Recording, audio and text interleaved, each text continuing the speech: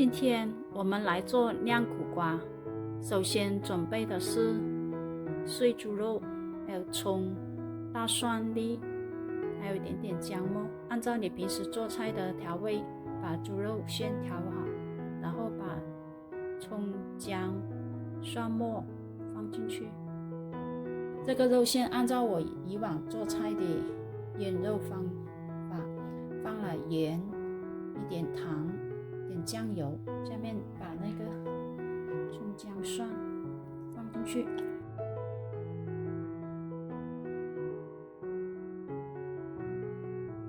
这个做酿的菜要放多点蒜，那个味道才被激发出来。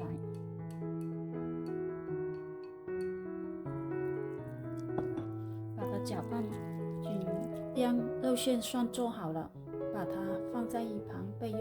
接着我们来切苦瓜。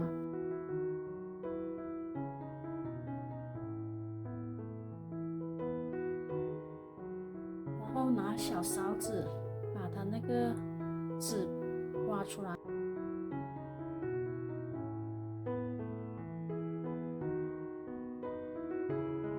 像这样挖好了，我刚才不小心把它切开了，没关系的，只是包得不严而已。里面那个白的那一层膜尽量把它刮干净。下面我们要开始酿了。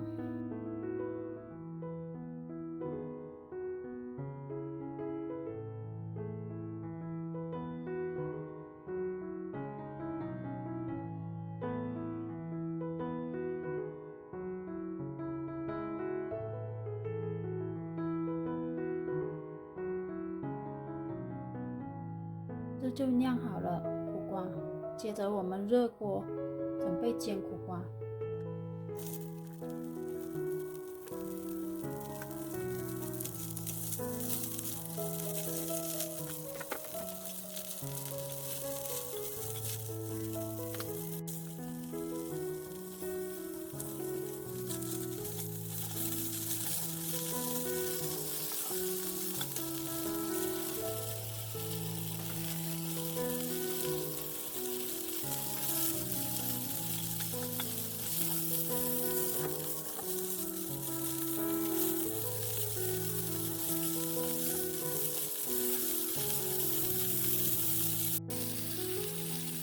煎成这样两面金黄就可以了。我们另外用一个锅，另外再焖一下。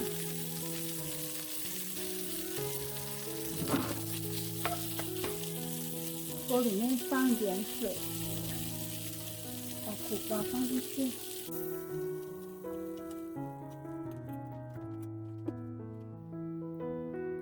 放点盐，一点白糖，一点酱油。大火